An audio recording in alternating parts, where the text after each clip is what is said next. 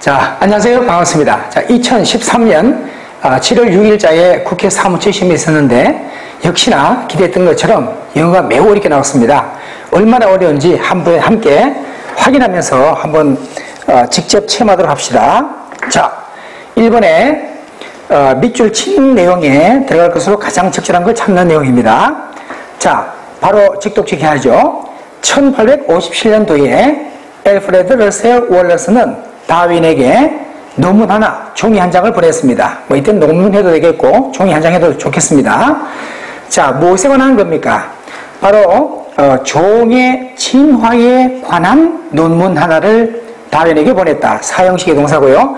월러스의 그 논문과 또 다윈의 이론에 관한 스케치는 동시에 이것이 리니안 협회에 제출되었습니다. 다윈은 결심했죠. 이것은 그 명사일 때 발췌본을 말합니다. 요약본. 보다 긴 책, 즉 그가 원래 연구하고 있었던 진화에 관련된 보다 긴 책의 내용을 발췌한 내용을 만들기로 작정했다.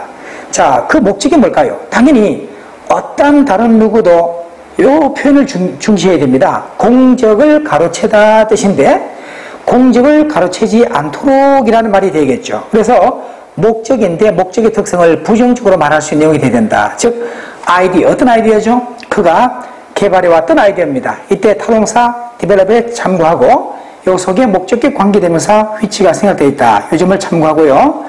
자, 20년 이상 동안이나 그가 개발해오고 있었던 아이디어를, 그 공적을 누군가는 다른 사람이 낚아채가지 않도록 하기 위하여. 자, 이때 let 사역 목적어 원형 관계고요. 이 속에는 원래는 바로 이렇게 so that 구조로 해볼까요? so that 하면은 he 다윈을 받겠죠. 그 다음에 여기서는 시제 과천치 과거니까 he might not 다음에 let 이렇게 합니다. 자, 이런 내용을 우리가 so that 구문 또는 in order that 구문 해도 좋습니다. in order that 구문으로 해도 좋은데 절로 한다면 이런 내용이에요. 절로 한다면 이런 내용인데 이걸 줄인 것이 뭐다? so as not to. 우리가 묶어서 말할 때 바로 so as to라는 거 알고 있죠. 그런데 지금 not의 부정을 반영하다 보니까 so as not to가 된 거예요. 부정사의 부정은 not to다. 그러면은 마찬가지로 in order not to 하면 됩니다. 여기서는 이 정도로 확인하고, 이 정도가 그나마 아주 쉬운 문제입니다. 여러분 앞으로 점점 어려운 문제 많이 나와요. 일단 자, 2번에 바로 가겠습니다. 자, 일단은 옳은 진수로 고르셔야 했는데 이 밑에 나와 있는 내용과 부합되는 일치 내용을 찾는 것입니다. 좀 이 내용을 잘 보게 됩니다. 자, 개개인, 개별적인 그런 그 등장 인물의 어떤 개발 또는 발전, 즉 어디에 서사시에 등장하는 개별적 등장 인물의 그런 발전은 분명합니다. 어디에서? 그 준비성과 어떤 반발이나 저항성, 바로 그들이, 즉 그 개개의 등장인물이 운명의 지시, 운명의 명령에 맞닥뜨리는 과정에서의 그 준비성과 어떤 반발이나 저항성에 있어서는 분명하게 드러나더라. 자, 이 말이 뭔지를 잘 보세요. 서사시에 등장하는 인물이 운명을 받아들이는 쪽이냐 아닌 쪽이냐 이걸 생각하겠죠. 가령 증거라든지 턴스 같은 경우는 둘 다 운명과 싸웁니다. 매 그 과정에 매 한 걸음 한 걸음마다. 그래서 이 서사시의 최종적인 결말 또는 해결책은 결국은 그들 각각에 있어서의 어떤 변형된 과정을 이 관계에 있습니다. 변형된 과정과 관계가 있습니다. 어떤 결과로서 바로 그들 스스로가 이제는 운명에 체념하게 되고, 이 중요한 표현입니다. 뭐뭐에 체념하다. 그들의 운명에 체념하게 되고 결국은 그 이야기를, 서사시에 나오는 스토리를 허용하게 되는, 마침내 가서는 뭐 할 수 있도록 바로 정해진 그런 운명의 종말의 상태에 도달할 수 있게끔 마침내 가서는 그런 이야기를 허용하는 그러한 패턴의 결과로서 결국은 변형된 형태의 모습을 관계짓는 이런 양상이 나오더라. 그런데 이번에는요, 다윗 여왕. 자, 이 사람은 바로 신화에 나오는 인물들이죠. 그런데 다윗 여왕은 이니어스를 몹시 사모하고 바라고 있습니다. 그런데 이러한 것은 그 운명이 그녀에게 부인하는 즉 이때 훔이 타동사 요 다음에 오게 될 목적어입니다. 간접 목적어, 직접 목적어예요. 그래서 운명이 그녀에게는 부인하고 있는 이런 인물을 다윗 여왕은 몹시 사랑하고 바라고 있습니다. 그럼 결과적으로 이제 숙명, 하나의 운명으로서 그 사람을 바라보면 안 되고 사랑에 빠지면 안 되는데 빠져버리고 마는 겁니다. 그리고 그녀의, 즉 다윗 여왕의 그런 소망과 바람은 그녀를 결국은 삼켜버리고 말아요. 파멸시키고 맙니다. 이니어스는 자신의 제정신을 유지합니다. 자신의 운명을 알아챘겠죠. 뿐만 아니라 그 자신의 삶과 그의 부하들의 삶뿐만 아니라 어떻게 함으로써 바로 종속시킴으로써 자기 자신의 어떤 그 염려와 욕망 등등을 바로 운명의 요구에 종속시킨다. 운명에 따른다는 얘기입니다. 또 어떤 경건함의 규칙에 종속시킴으로써 자, 그래서 운명이라고 하는 것은 시인인데 이 시인의 로마의 그런 어떤 여기서는 시를 듣는 사람의 대상을 오디언스로 하겠죠. 시를 경청하는 사람, 그런 사람들에게 운명이라고 하는 것은 하나의 성스러우며 종교적인 원칙이 되는 것인데 바로 역사의 진로나 과정을 결정짓고 또 로마 제국에 와서는 그 절정에 달하게 된 그러한 내용의 원칙에 관한 것이다. 자, 그러면 옳은 걸 고르는 내용인데요.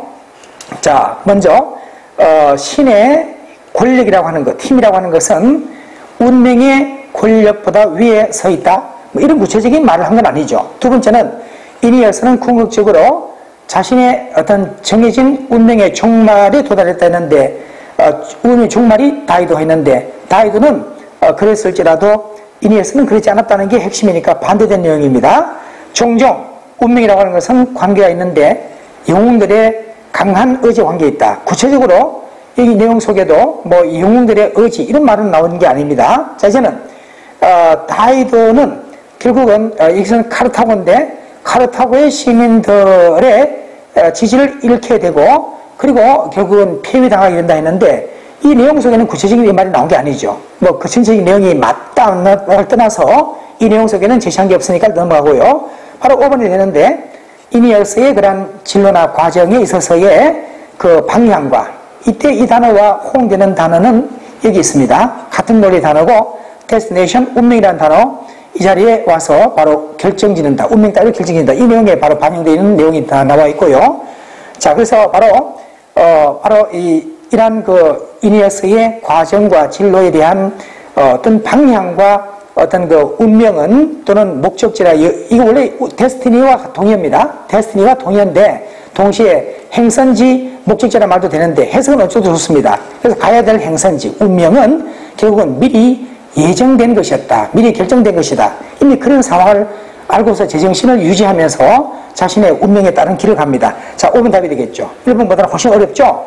자, 3번에는요 두 개의 내용을 동시에 묻는 문제인데 일단 부분의 내용을 확인합시다. 아메리칸 드림에 대해서는 과거에도요 피처 제럴드의 이 인물과 함께 나온 적이 있습니다. 유사한 배경이 나온 적이 있습니다. 피처 제럴드는 1920년대를 부패한 사회적 도덕적인 가치의 그 시대로 묘사합니다. 바로 증거가 나오게 된 어디에서 앞서 나가는 그런 더욱 더 다른 것보다는 우선순위를 앞서 내세우거나 압도적으로 올라가거나 하는 그런 맹수주의라는 특성, 또 탐욕과 공허한 추구, 향락의 추구 이런 등등에 있어서의 그 증거로 나오게 된 그런 내용의 가치의 개념을 이런 시대로 묘사하고 있습니다. 자, 문별한 환희는 어떤 환희입니까? 바로 부패한 타락한 파티와 아주 거친 재즈 음악의 결과를 가져오게 한 그러한 그 문별한 환희는 결과적으로 궁극적으로는 아메리칸 드림의 부패를 가져오고 있습니다. 자, 바로 억제되지 아니한 돈과 쾌락에 대한 욕망이 보다도 숭고한 목표를 능가하면서 1차 세계대전이 1918년도에 끝나는 상황에서 미국의 젊은 세대들 누구죠? 바로 전쟁에 싸웠던 젊은 세대들은 강렬하리만치 이 환멸을 느끼게 되는데 아주 잔혹한 야만적인 그런 대학살의 과정, 바로 그들이 막 전쟁에서 겪었던 그런 모습의 대학살, 사륙이 바로 빅토리아 시대의 사회적인 어떤 18세기 초 미국의 도덕을 made seem 사회공사 목적 운영입니다. 통풍이 잘 안 된다는 말도 되고요. 구식이 됐다는 말도 되는데 구식적이고 공허한 위선처럼 보이게 했다. 그 다음에 현기적 나는 이제는 바로 또한 주식시장의 상승, 즉 1차 세계대전 이후에 주식시장의 상승이 또 갑작스러우면서도 지속적인 증가를 가져왔는데 나라의 국부에 그리고 새로이 발견하게 된 물질 만능주의에 사람들이 바로 소비하기 시작하면서 전례 없는 수준으로 많은 소비를 하게 되면서 또한 사회적 그런 백그라운드가 바로 잠재적으로 많은 돈을 버는 것을 가능하게 할 수 있는 것으로부터 이렇게 겪은 사람들은 이런 많은 돈을 벌 수는 있지만 동시에 미국의 귀족급이라고 할 사람, 즉 이미 세습 재산을 받게 된 그런 가족이라 할 수 있는 소위 미국인의 귀족급이라 할 수 있는 사람들은 그런 제도는 무시했는데 무엇을요? 새로이 부자가 된 그런 산업가들과 또한 투기꾼들을 무시했다. 그러니까 졸부들을 무시하는 그런 모습이 이미 나왔다는 겁니다. 이런 과정 속에서 바로 아메리칸 드림이 왜곡되어질 수도 있는 상황이 됐겠죠. 자, 그런 시대를 묘사하는 것이 바로 피츠제랄드가 시대를 진단하는 내용인데 문제 내용 소개 한번 봅시다. 자, 아메리칸 드림의 의미를 가장 잘 나타낸 게 뭘까요? 첫 번째, 이미 드림이라는 자체와 유사탄을 찾아보세요. 그게 태도일까요? 열정적인 삶일까요? 믿음일까요? 미국인의 능력일까요? 이거는 시대적인 기풍이 되는데 이미 이것만 보더라도 믿음, 꿈, 뭐 할 수 있을까라는 꿈, 믿음, 내가 열심히 하면 부자가 될 수 있을까라는 꿈, 이거 아니겠습니까? 사실 이거는 이런 걸 잘 봐야 됩니다. 그래서 3번 답이 되는지를 확인해 보면요, 바로 사회적인 어떤 백그라운드 출신의 사람도 바로 공정한 식으로 열심히 하면은 돈을 많이 벌 수 있다는 점, 그러나 이게 왜곡되는 게 문제라고 하는 것이 피츠제럴드의 1920년대의 시대상을 묘사한 내용이고 3번 답이 되겠고, 그 다음 이제는 올바르지 않은 내용입니다. 2차 세계대전 다음에 미국 사람들은 전례 없는 번영을 누렸다. 맞죠? 자, 1차 세계대전입니다. 사람들이 쟁탈하는 모습, 아웅당하는 그런 모습, 부에 대한 그런 모습은 바로 전후 경제붐의 결과이다. 맞습니다. 그 다음에 또 소위 과거에 이미 세습부를 가졌던 것하고 새로운 부를 가진 것에 대한 충돌이 있었다. 맞습니다. 마지막 부분에 있었죠. 그 다음에 1차 세계대전의 베테랑들, 즉 1차 세계대전에 참전했던 사람들은 깊은 신뢰를 가졌다.